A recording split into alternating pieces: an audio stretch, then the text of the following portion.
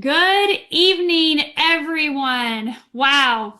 Happy Tuesday, or happy whatever day you happen to be watching this recording, this replay. I'm sure it's going to be shared many, many times. I am so excited for this evening. My name is Dr. Stacey Holweger. I have 2 PhDs in integrative and functional medicine, and I am joined this evening by Dr. James Kneller, who is a medical doctor, cardiologist. I'm going to be sharing his bio here in just a minute.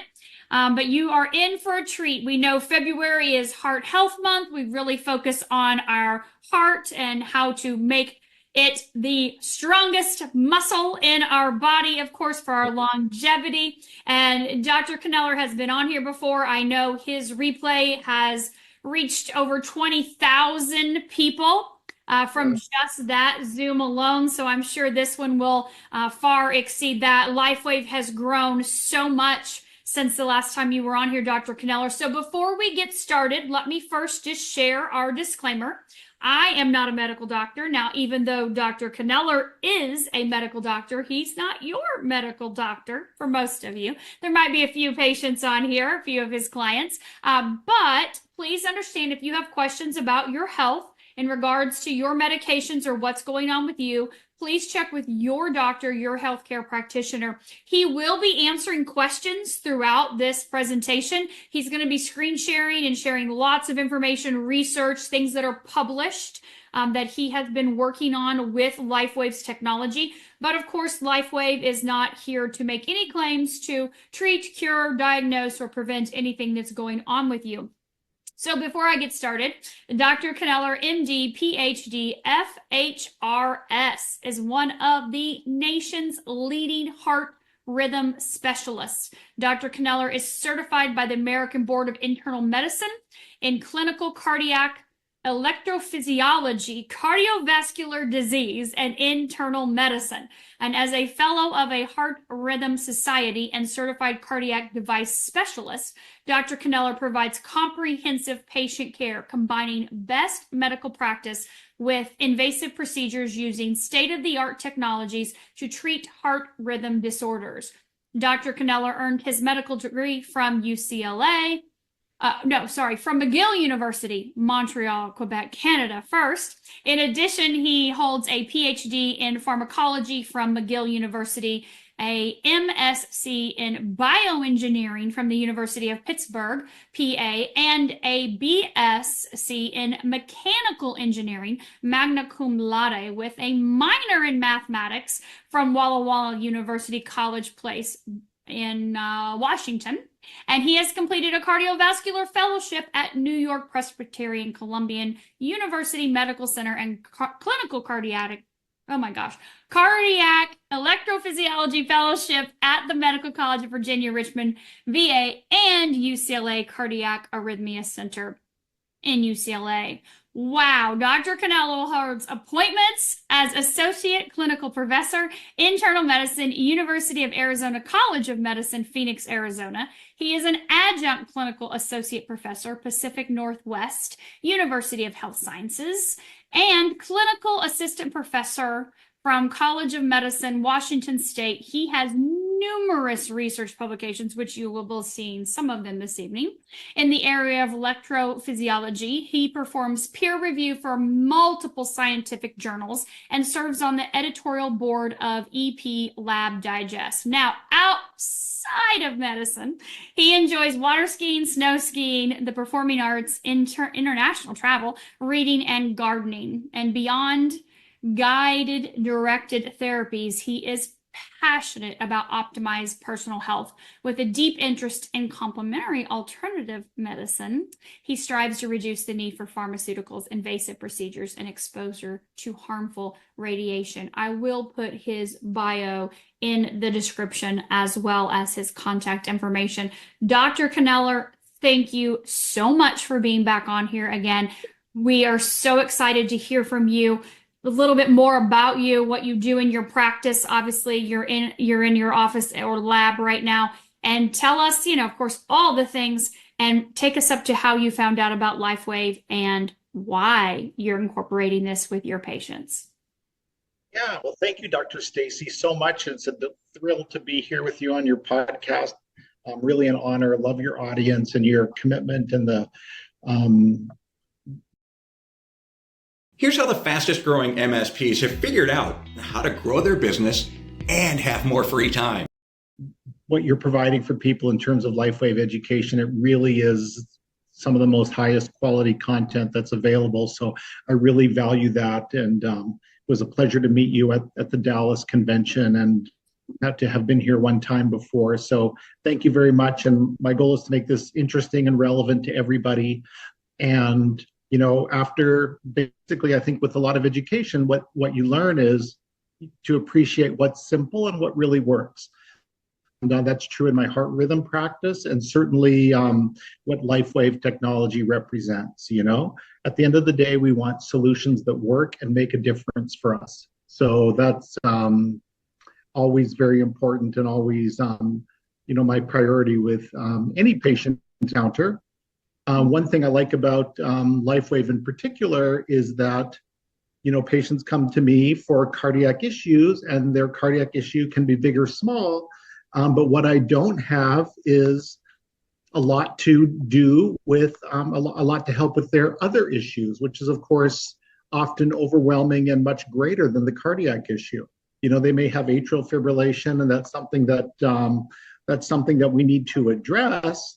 But their back pain or headaches, migraine headaches, the fact they can't sleep at all, these sorts of things are overwhelming for them and by far their priority.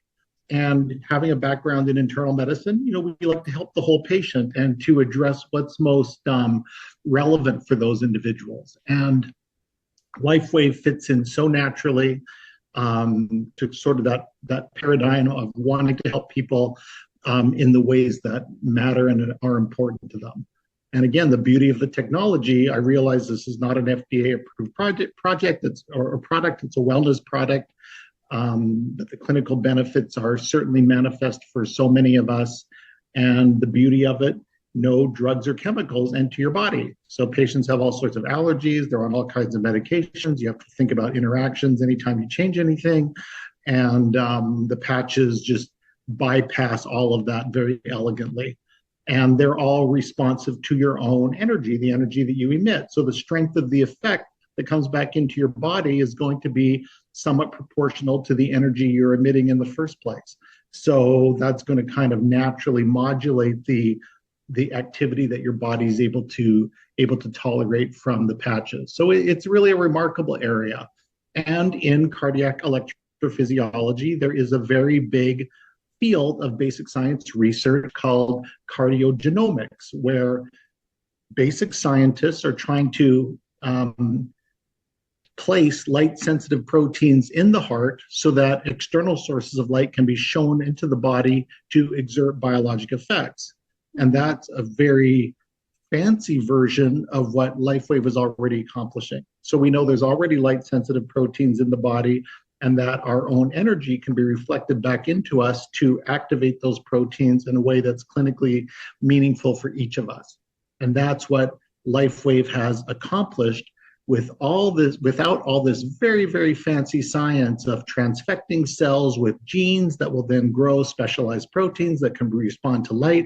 Then we'll figure out a way to shine the light in to get meaningful things done. I mean, there's a lot of promise there, but knowing that that's a big area in cardiology and basic science research, I love that LifeWave has captured that mechanism and brought it right to the level of the individual and the patient, bypassing those years of research and clinical testing before such technologies are ever going to get approved. So just a wonderful, wonderful result. And I'm an electrical doctor, so I like electrophysiology and spend a lot of my time ablating heart rhythms and doing pacemakers and defibrillators and tinkering with these devices to help people in the best way possible.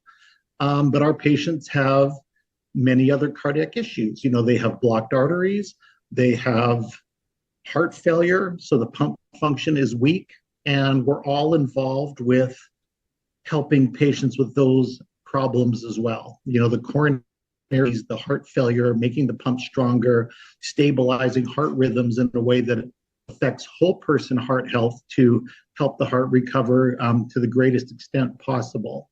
So my research with LifeWave has been more related to heart failure and how can we tease the heart to have higher levels of function in terms of the main pump function of the heart, which is that left ventricular function, that left ventricular ejection fraction. And that's the holy grail parameter of really heart failure cardiology, is how can we make that pump as effective as possible and get that pump function as high as possible.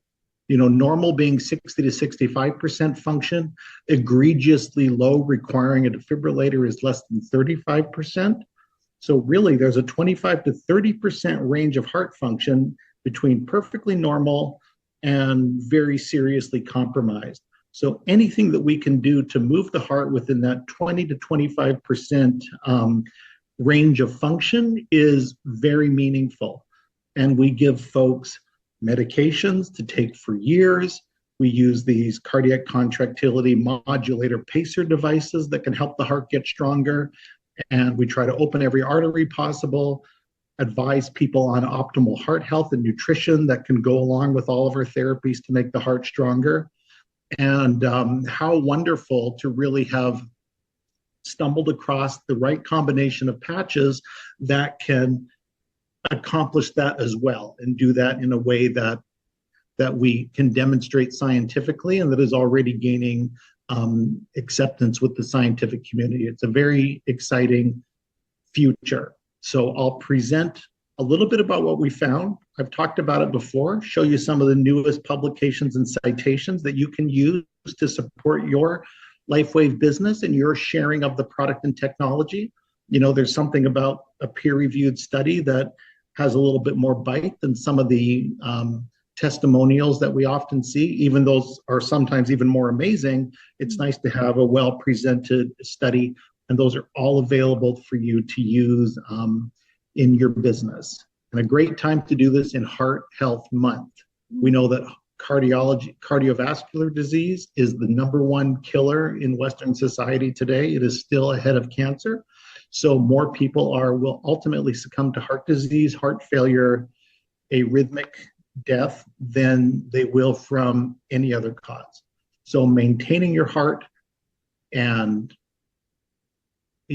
tinkering with your heart and monitoring your heart health and optimizing your heart health at every possible opportunity is absolutely one of the best ways to achieve quality of life and longevity. So exciting time to focus on the heart today, and I'll dig into this a little bit more. So the grand title of our research is transcutaneous phototherapy, which is what LifeWave is. Okay, it's phototherapy through the skin, but not leaking into the skin, okay? With the carnosine patches, which is one of David's original patches from LifeWave, improves left ventricular systolic function. And again, that's the squeeze function of the heart. And we'll take a look at how we've been able to demonstrate that. So just to have it in the podcast, my practice coordinates, I'm a regular bedside office EP lab cardiologist in Lake Havasu City, Arizona, at Lakeside Heart and Vascular Center. I'd be delighted to see any one of you in my practice here after an initial visit. And sometimes without it, we can do telehealth visits and keep in touch by phone.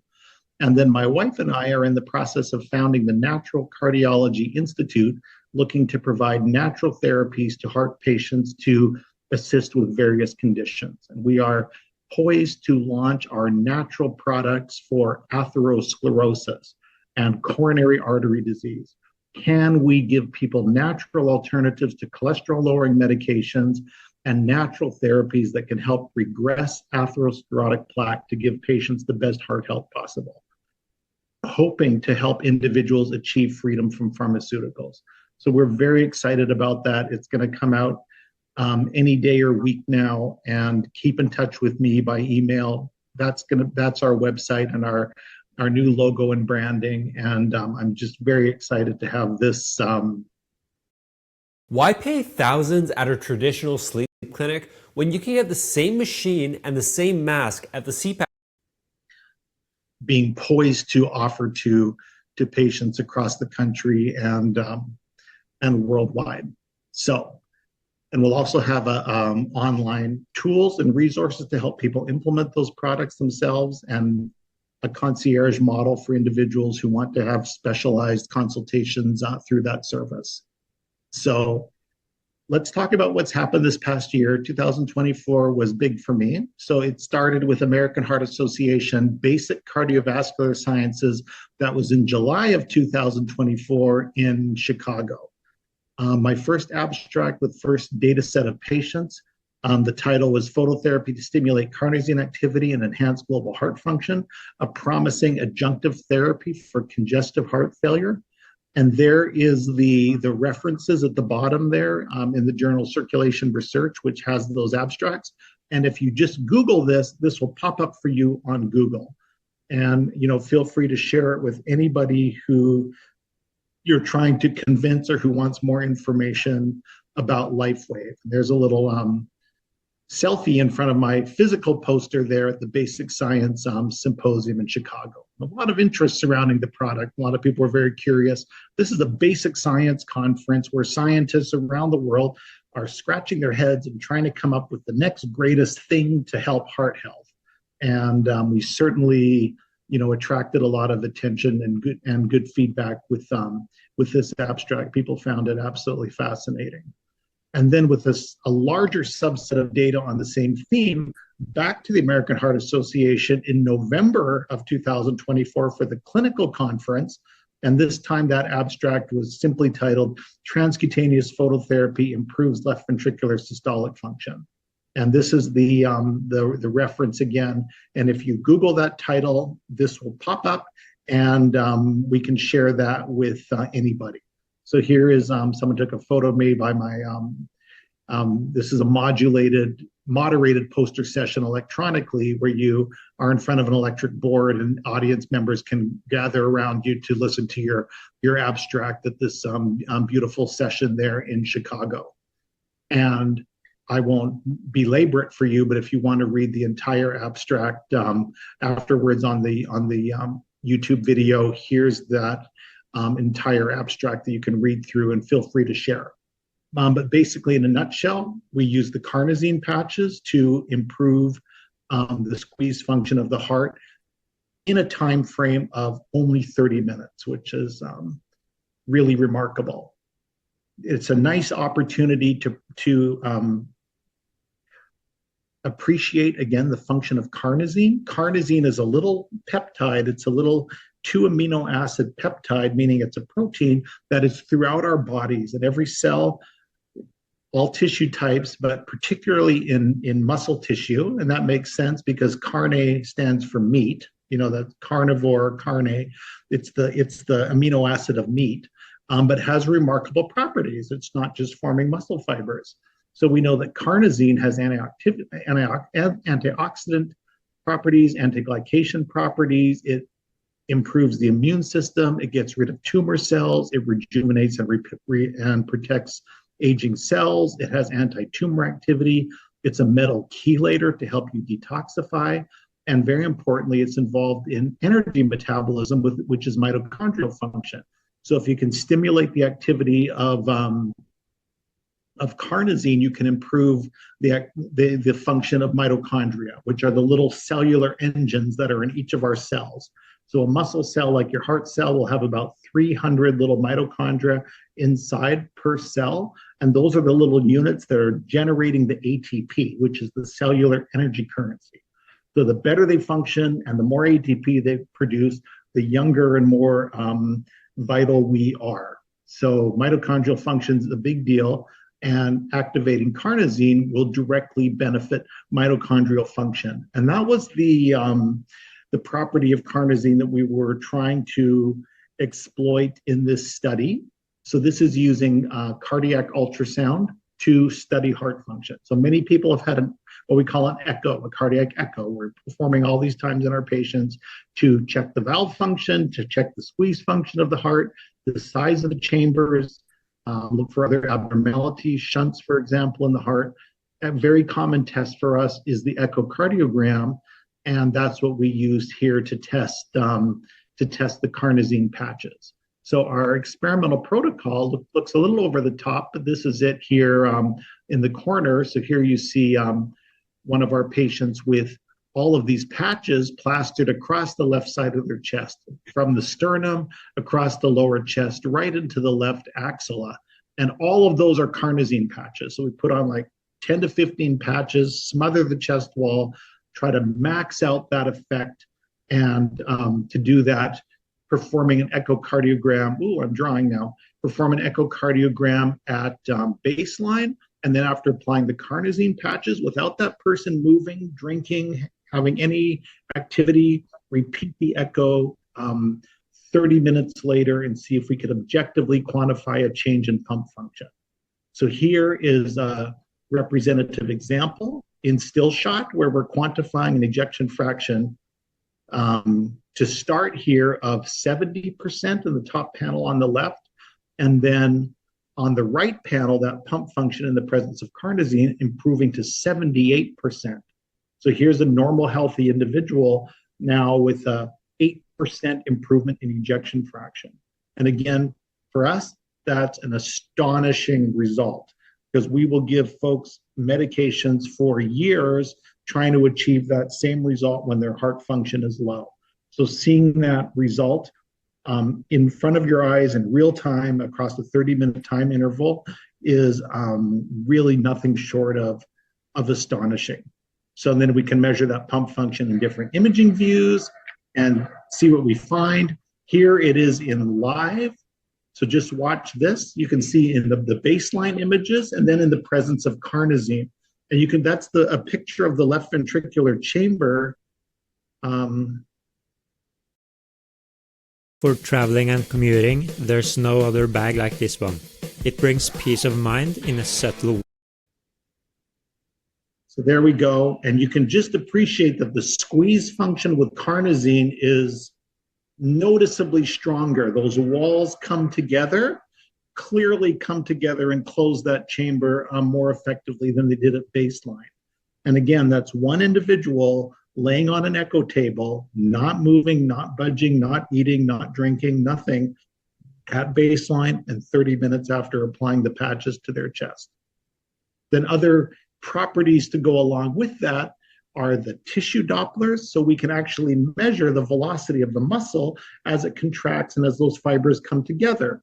And you'd think if the chambers, if the ejection fraction is going up, that muscle must be contracting faster at some point.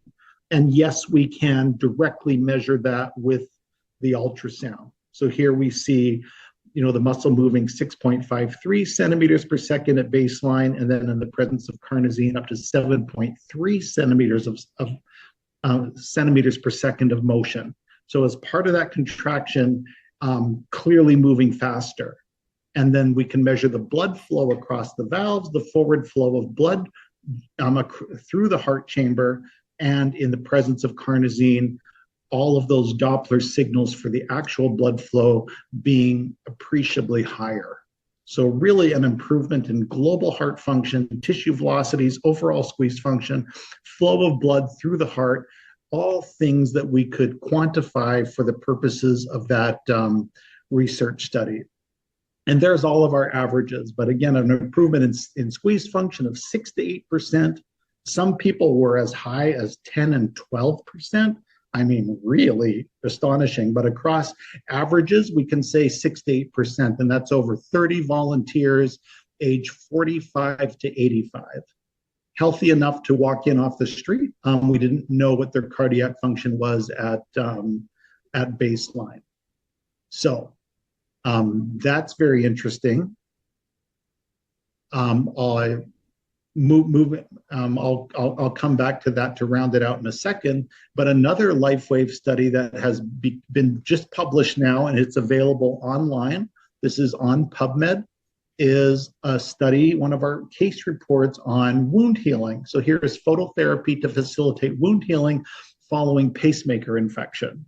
So a promising tool that everyone can take advantage of, and that appeared in the Journal of Innovations of Cardiac Rhythm Management. And there's our abstract. And basically what we could show was that in the presence of X39, a very large wound, which you'd think might take a long time to heal, actually healed 50% faster than was expected. And that in an elderly woman who was quite sedentary, not the picture of great health, and just a remarkable result for her that impressed everyone who observed the change. So we were able to write that up, have it presented, have it accepted to this nicely esteemed journal in our field. And again, this is something that's available to all of you to share with your friends and associates in support of you promoting the product and promoting your business. So if you Google this title, this is what will come up on Google, and it's available to you. And if you want to see that on PubMed, which is our National Library of Medicine, the abstract is available to you there as well. So here we have that title and that abstract available through PubMed. So that's a big deal to some people, and it is a big deal, and it adds a certain level of credibility to have that peer review and to be in that database. And it's certainly there and available for you. And again, using the X39, this time in isolation as monotherapy, to achieve wound healing that was clearly twice as fast as anyone would have expected. In someone else, it might have been even faster than that. But in this particular example, that's what we could measure. So these are the three figures from that paper, where here you see a nasty pacemaker infection brewing and getting worse until the device has to be removed. And then we have this gaping wound that's partially infected. And so we wanted to leave that open and to close by secondary intent, meaning you don't sew it shut, you wait for it to close naturally, which involves having an intensive program of a home wound care nurse, packing that with antibiotic-laced dressings, putting gauze over top of it, and to do that every other day until that wound had in fact healed. And here you see we were able to add the X39 patch that we would place right next to the wound and change that out on a daily basis. So here we see going from an open wound to very quickly getting smaller to finally becoming completely closed with a scab and then very nice scar resolution. And this, the wound closure happening by 6 weeks and good scar formation at 10 weeks. And it just got better and better. And compared to the expectations in the database from the wound center, that was a 50% faster healing time. So you say, well, why would anybody who has a wound not use X39 to hasten that healing process? Here's another example that we're still hoping to find a home for in the literature. But here is a pacemaker pocket hematoma. So you can see here at the top of the surgical scar still with its bandages on it, and lots of bruising from a blood collection that formed underneath those steri strips. And this time we used the combination of X39 with also carnosine and glutathione placed around the wound on a daily basis, rotated around, and on the order of 6 days, we went from this fairly messy scenario to this beautifully closed wound. It's shrunk, it's resolved, the scar's formed, it's tight, it's done. 6 days. And if you took a social media consensus across experts in my field who see these things regularly, the average estimated time for that change was 5 weeks. People would have expected that difference in 5 weeks. And with the phototherapy patches in combination this time, we could report a 500% faster healing time. So I'm trying to find a home for that right now in the medical literature. I think some people aren't ready to quite admit that that's possible, but we'll make that available soon. And then one more, I showed this one last time. Pain, muscle dysfunction, and weakness resulting from a radial nerve injury in the setting of heart catheterization. The catheter bangs the nerve and the person doesn't have taste sensation, can't pinch, can't hold a pen, for example, and then and also has pain.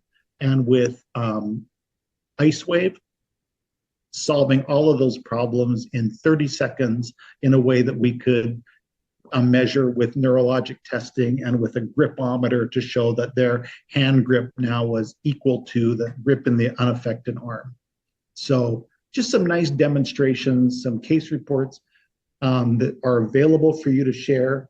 Feel free to Google these, pass them around, presenting the product, I think, very nicely and giving some good examples of success and what we should be able to expect from. The body scanner reveals the brutal truth about your body that your regular scale will never tell you. For weeks, my scale... Really, any individual. It's definitely worth trying if you have any of those issues. Mm-hmm. And again, just to explore the properties of the patches, again, this is a little bit of some preliminary data that I have collected where you can do biofield photo imaging, and there's cameras available to take pictures of our aura. This is the energy that our bodies are constantly expressing, which represents a sum total of all of the little quantum chemical reactions and cellular activity that's occurring throughout our organs and throughout our body. We are emitting quantum energy at all times, and that has been well characterized in the medical literature. There's nothing surprising about it. And as David has explained to us so many times, it's our own energy that our bodies are emitting that activate the patches to reflect back into us certain frequencies of light, depending on the patch, that have different biological activities. So we emit the energy, the patch reflects back certain frequencies, and that should interact with our physiology in predictable ways. And this picture is just to say, you know what, if your own energy is being reflected back into you in a meaningful amount, well, that should then change your expression of energy. And your aura field should shift in response to you wearing the patches. So we've done a good amount of preliminary data kind of pursuing that hypothesis. And yes, indeed, you can see changes in your energy aura immediately after applying the patches to your body. So here is a volunteer again, a very red baseline aura energy expression. And that's just the color of that person's emission. That kind of corresponds to a lower chakra type energy. And then applying the Alavita patch to the forehead, which we know really prioritizes frontal lobe activation. So now you would think the dominant expression of your energy would move towards something that's more cerebral and representing higher chakras, if you will, which are usually purple or blue. But here, within 20, 30 minutes of applying the Alavita patch and repeating the photograph, we see that that energy has indeed shifted upwards to a green focus, moving towards those higher chakras. Not getting there because we're starting from red, but really still a very meaningful shift, validating for myself and for anyone that the patches really are, they're really meaningfully interacting with your energy field and inducing changes, which should be no surprise that we're seeing the biologic effects that we do. Because the energy shift in our own expression of energy can really be very dramatic in terms of the patches. I explored several combinations of these, energy enhancer X39, different combos, Aeon, which one. The ones that gave the most dramatic color shift, I think, was Eon on the forehead. So that would really move you the most and change the picture. The other patch combinations might just intensify your aura, even if the color change wasn't much, So to really show a shift in the color, the one we ended up focusing on was the Eon on the forehead. But all of them are going to impact your energy field, maybe not do the color shift, but could intensify your aura even at the color that you present with at baseline. So that was kind of my presentation. I know it's a little bit redundant from what we talked about before, but I hope we can just appreciate some of these principles again. And I wanted to show those updated references that have become available and make them available to you to share with your business and to grow your business and to convince your associates that the patches are worthy of their investment. It's only going to get more exciting. One idea can make your career. And for me, this improvement in ejection fraction is big enough to it could be, you could be a career, you could build a career exploring that theme. You know, now with the energized electrolytes that David's making available to us, you know, will that effect be even more dramatic? Or what if you drink the water? And what if you drink the water and use carnosine patches as well? You know, are we going to see even greater benefits in terms of LV function? I'm sure of it, and I can't wait to quantify. So my next step right now is to get this out now into manuscript format as a baseline study, and then we'll add those different layers of intervention as those products and nutrient supplements become available to us. It's just a very exciting time for cardiology, and to, you know, kind of have stumbled upon or found a meaningful system that will impact the LV ejection fraction, which is just going to get every cardiologist in the room to sit up and pay attention. So it's been exciting, and with the new products that are coming out, it's going to be you know, even more exciting. If you think it might rain later, then all you need is this bearskin heavy storm rain jacket. That's because this is the only... Wow. So there's a summary slide that kind of just, you know, summarizes some of the things we've talked about.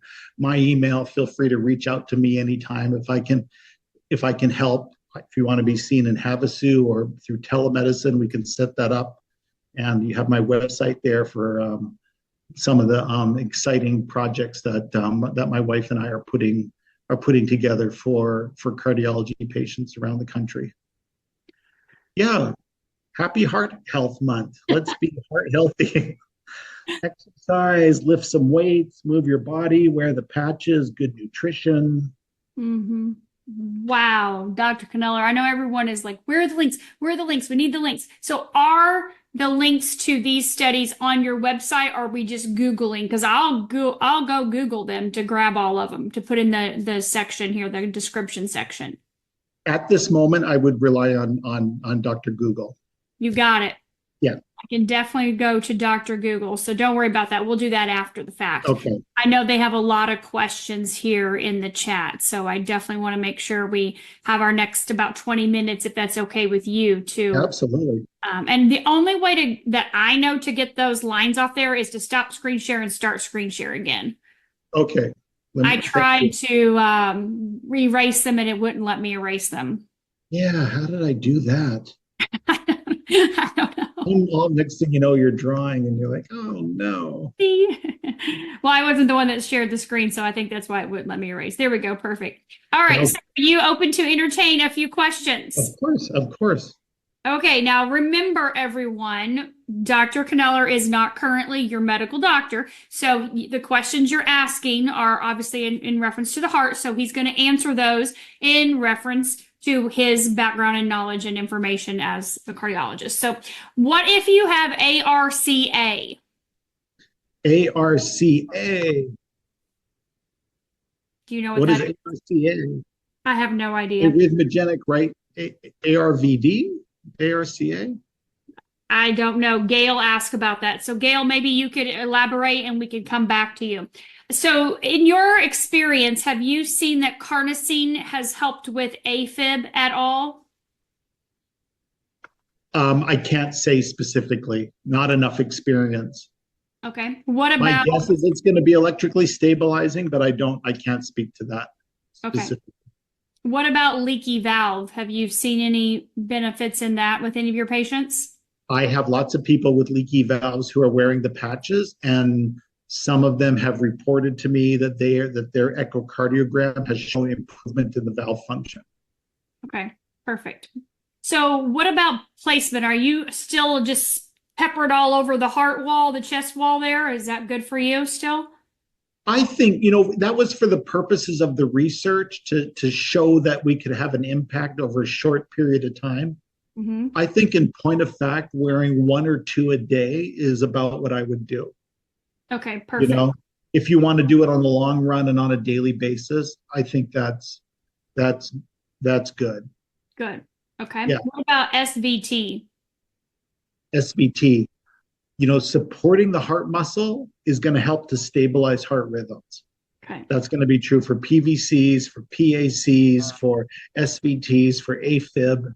It's a question of, in any one person, is that intervention going to be good enough to have a meaningful change in the rhythm? And for any individual, it's like, try and see, time will tell. Mm-hmm. So I believe it's all going to be helpful. Can I say it's going to absolutely change your rhythm for you? I think that's a stretch. Okay, perfect. There's so much we can do for rhythms.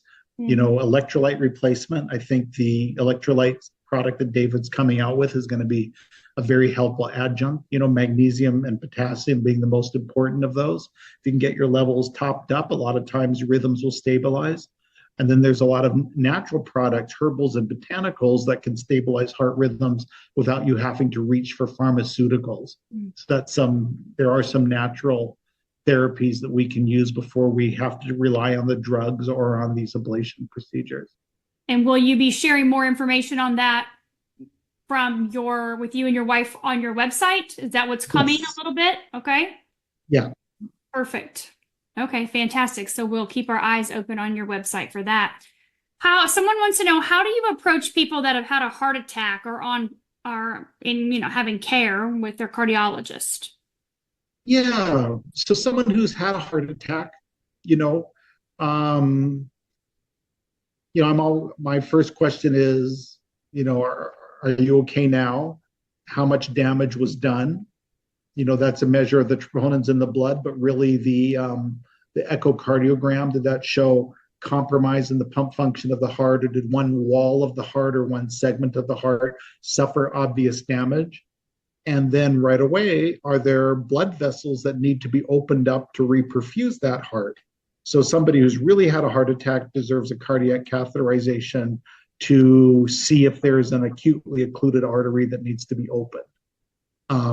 So moving through that process of getting an echo, having a heart cath, seeing the EKG, we can assess, what exactly happened in terms of the heart attack, how much damage was done, and where to go from there.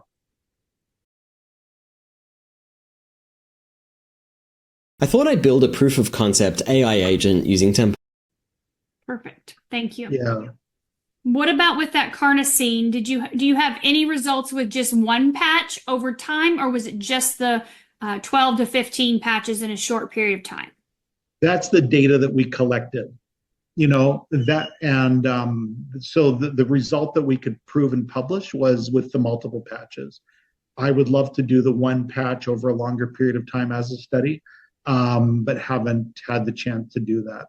Okay, perfect. Yeah. What about tachycardia? Which was it? Tachycardia? Tachycardia, so fast heart rate. Mm-hmm. Fast tachycardia means fast heart rate. My first thought is, are you in a normal rhythm, like a sinus rhythm, but it's just a sinus tachycardia? Or has your heart rhythm flipped to something that is not normal, like an SVT or a VT or an AFib, where now the heart's going fast, but because of an abnormal heart rhythm mechanism, and that would tell us how to approach that.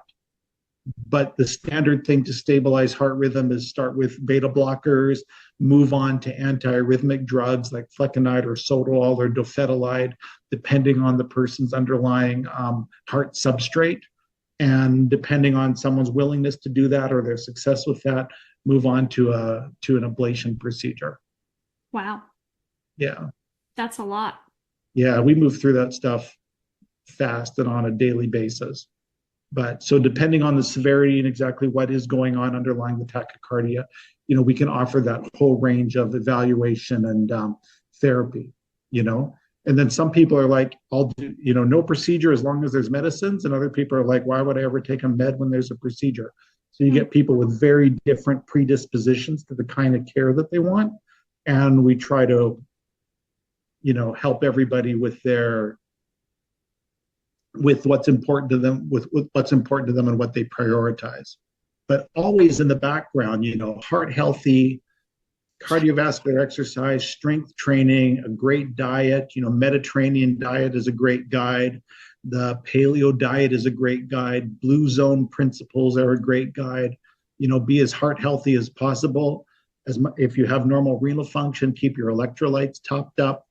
I love the supplements, whether it's glutathione, CoQ10, acetyl L-carnitine, things like this. I'm a big fan and experiment with all of those things.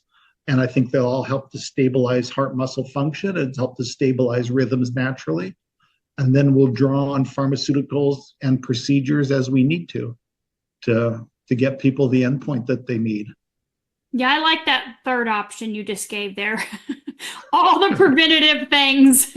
All the preventative things, I mean, David talks about it. The patches are great, but you need to be looking after your health on the side and hydrating and improving your diet and, Yes. and to empower the patches to really give you as much help as possible. Absolutely. We can start with those things right away, but let's do the background work in the meantime. I love that. All right. So what about myocarditis? That's been a buzzword the last few years. Yeah, myocarditis. So that's an inflammation of the heart muscle. That's a thing. Can be, there's fulminant myocarditis, which is obviously a clinical emergency. But then for a lot of folks, there's smoldering myocarditis where the heart inflammation is lingering, kind of like hot coals in a campfire that is on its way out, but still too hot to touch.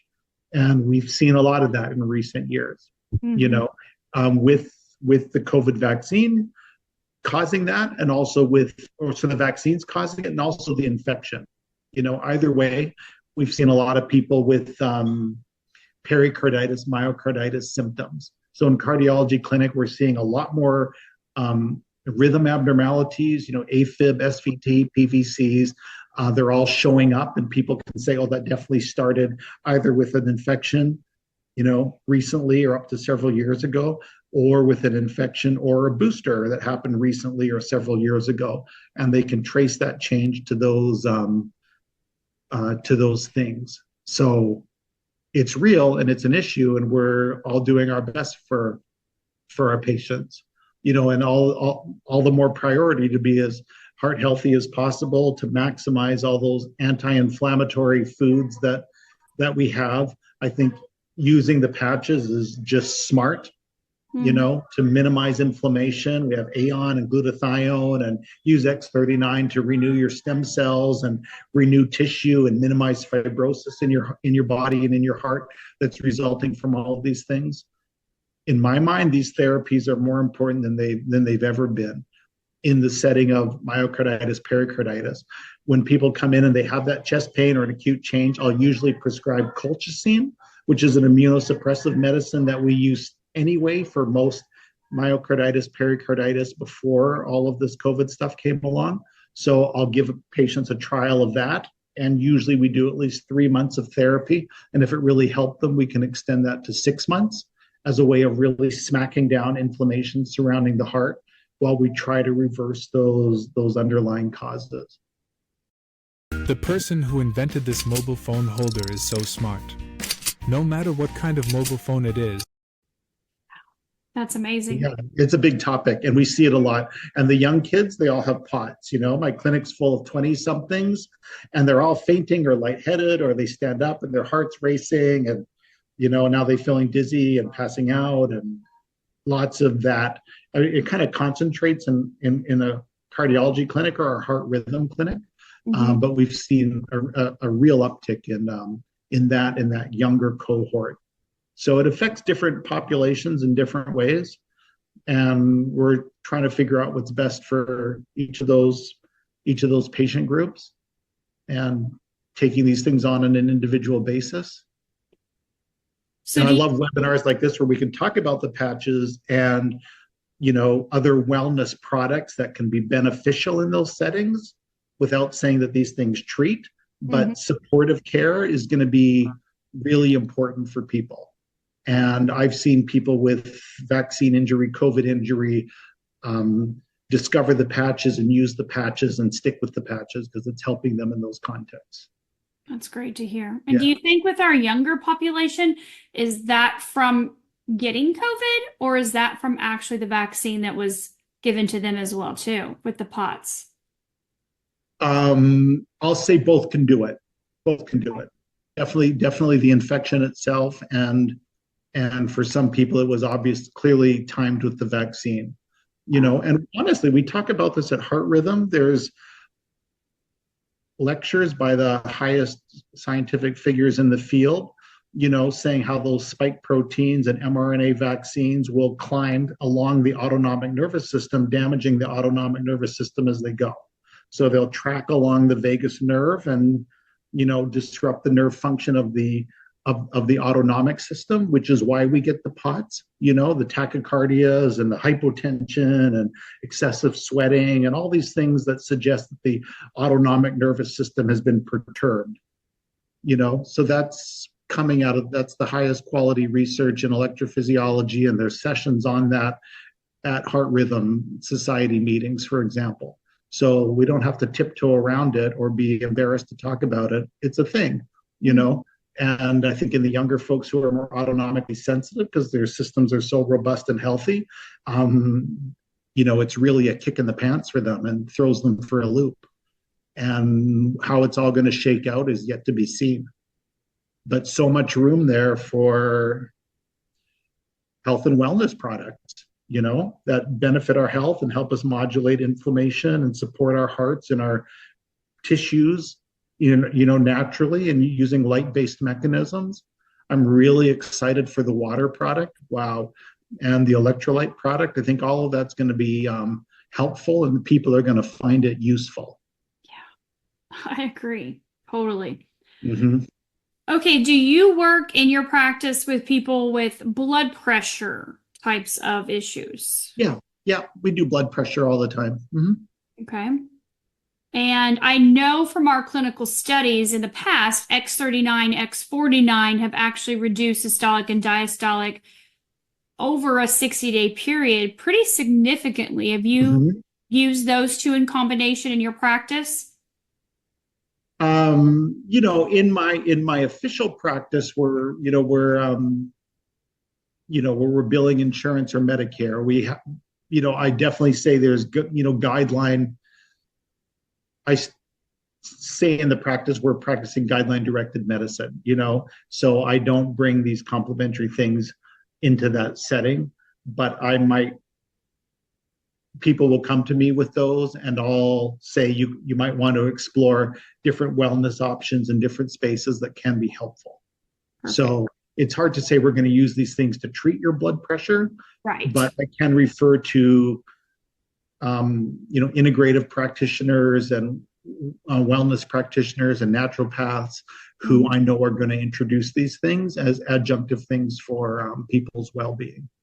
So I'm happy to do that. Then in my thing, I say, well, on top of this, do we have to do from the medical model, the pharmaceutical model to get you to goal?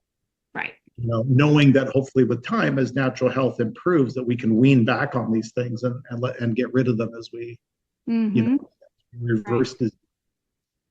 Yeah, we which I think is always what we want to do. We want to get people off their dependence on medical therapies. They're really something to temporize while you have that opportunity to go work on your health. The reality in a big practice is that different people are going to have different levels of motivation. So some people won't kind of do anything to get off of their pharmaceutical or traditional therapies, while other people are very motivated with exercise and diet and wellness, and they do make progress. So yeah, I love that about this crowd, that people are so passionate and so invested in their health and looking for solutions. So the conversation just completely changes with people who are motivated and seeking. Yeah, that's I would absolutely say our audience is searching for anything and everything to either reduce the amount of prescriptions and procedures or be able to, come off of them completely. I would say that's our population as a large part. Yeah. Exactly. Yeah.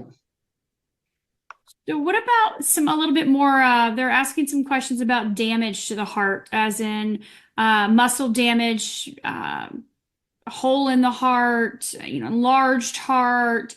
What is your experience with those types of things? Yeah, so that's important. You can broadly classify a cardiomyopathy or muscle dysfunction as being either ischemic, meaning it's secondary to blocked arteries, or it's non-ischemic, meaning the arteries are completely open and it's really a problem of the muscle itself. So you can imagine if somebody has a lot of blockages and perhaps one of those blockages completely closed, and now that's a heart attack and heart muscle has actually died. So now it's turned into scar. That's an ischemic cardiomyopathy. If you frequently need to go to the bathroom late at night, we recommend eating 2 pieces daily. If you need to visit the bathroom multiple times. So that's one type. It'll respond to therapy in different ways. And then other people, even historically, they had the influenza virus, a flu or just a common cold, and the heart function can go from normal down to 20%, and they come in and the heart's big and baggy and dilated. And over time with, medical therapy, and it's going to recover function, hopefully to different degrees. But then sometimes it doesn't. And in that case, it's not a problem with the arteries. Heart attack, the topic of heart attacks isn't even relevant.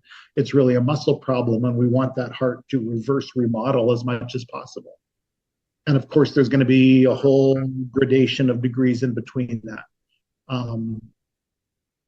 So the big dilated baggy hearts, that's kind of a non-ischemic scenario. And then in the setting of blocked arteries where different segments of the heart muscle have died, that's different. And they're both going to have different pathways to recover. I think for all of them, activating your stem cells, supporting your muscle proteins is only going to be helpful. And hopefully, just like we know X39 will resolve scars on the outside of your body, it should resolve scars on the inside of your body. So I would expect regions of fibrosis in the heart or heart muscle that appears like it's died and it's formed scar can recover as the stem cells work to restore the muscle. So having a technology that's going to rev up stem cell activity, is only going to be helpful in the setting of the ischemic cardiomyopathies. And hopefully it's enough to turn around the non-ischemic cardiomyopathies. It's like all of our therapies, it's like time will tell. People come in and we put them on, a combination of medications to help the heart get stronger. And we're like, this is the best we got, but for any one individual, it's like, well, time will tell if it's going to work for you, and a lot of times it does, but some other times it's disappointing. And I think in reality, we'll have to say the same thing with, we have to say the same thing with LifeWave. Hopefully, it gets you there. It's going to certainly help a lot of people. Is there any guarantee? There's not a guarantee, but it's the best you can do, and certainly worth trying. Is how I have to look at it, because that's how we look at everything. Yeah. A lot of people improve and get better, and then some, it's just like we're left scratching our heads. Mm-hmm. Would I do it? I would absolutely do it. Would I use it for rheumatoid arthritis? Yeah, I'd use it for any inflammatory condition. To say it's going to reverse it is hard to promise, but is it going to help? Yeah, it's going to help. Yeah. Perfect. So Dr. Bradley Ware had asked in the comments, did you quantify the improvement in diastolic dysfunction? Did you do tests on people with mild ejection function reduction? We used a group of volunteers with a wide age spectrum, and they were people who volunteered for the study. And we didn't have anyone whose baseline ejection fraction was really below the range of normal. So, Heart Rhythm quickly wanted to know, hey, what about patients with known cardiomyopathy? And we didn't study that, and I didn't have good examples of that. In terms of diastolic dysfunction, diastolic dysfunction is determined by the tissue velocity parameters. So when we saw improvements in tissue Doppler function, that's going to translate into improvements in diastology. So we saw trends towards improvement in diastolic function. But those were not as dramatic as the changes in systolic function. So yeah, that's a great question. Importantly, heart rate didn't change at all. So that really told us that the carnosine patches weren't changing your autonomic function. Like if you put them on and your heart rate went from 60 to 80, you would say, well, there's probably some adrenaline release that this is doing, and maybe that's responsible for the change in ejection fraction. When we put the patches on, that person laying perfectly still, the resting heart rate didn't budge. The muscle just got more vigorous, which really suggested that it was a local muscle function that was responsible for the change rather than something mediated through a change in autonomic tone.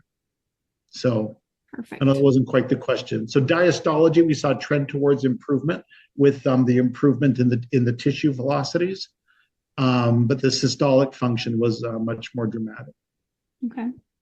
Someone else shared that the fellow cardiologist dismissed the patches as placebo. Can you share your response if someone... If you don't understand the rules of power, you will certainly lose to someone who does. Another doctor feels like this is a placebo effect. How would you respond to that?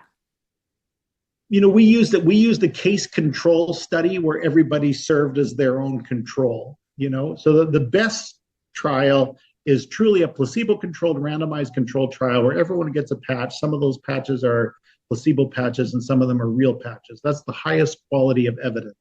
Those trials are difficult to conduct, but that's the highest level of evidence. Case control, which we did, is a good level of evidence where everyone serves, where your control group is your treatment group. So you get the baseline and the change in any one individual. And you can say there's more chance of a result like that to be contaminated by some placebo effect. I'm confident that all of this is not explained by placebo effect. In fact, after having done these studies and watched all of these individuals, 30 individuals come in for their echocardiogram and seeing their boredom with the whole thing and not being that engaged, but watching their heart function change, I don't think it was really based on anticipation or placebo per se. Folks didn't have their expectations up or down. They were just kind of volunteering and seeing what happened. And a lot of them were actually very dismissive of the whole thing and were surprised to find that heart function had changed meaningfully. So the level of evidence is pretty good to exclude a placebo effect. We had statistical significance, which argues against the placebo effect. Some placebo could already be there, could have tarnished the result. But I'm confident that this is not purely placebo. There's definitely a direct physiologic action that is meaningful and very real, and then try it for yourself. I mean, I noticed carnosine. I did very standardized hikes, up and down the same mountain several times a week, and got introduced to the patches, put on a carnosine, and felt like I was just flying up this mountain, I mean, it was really a difference. I'm like, wow, something has definitely changed here. And there was, you start to get those personal experience and you're like, this is very real. It's not a placebo thing. And I really had no anticipation that the patches would do that for me. And I was astonished to find that was happening, So to me, that argues strongly against placebo.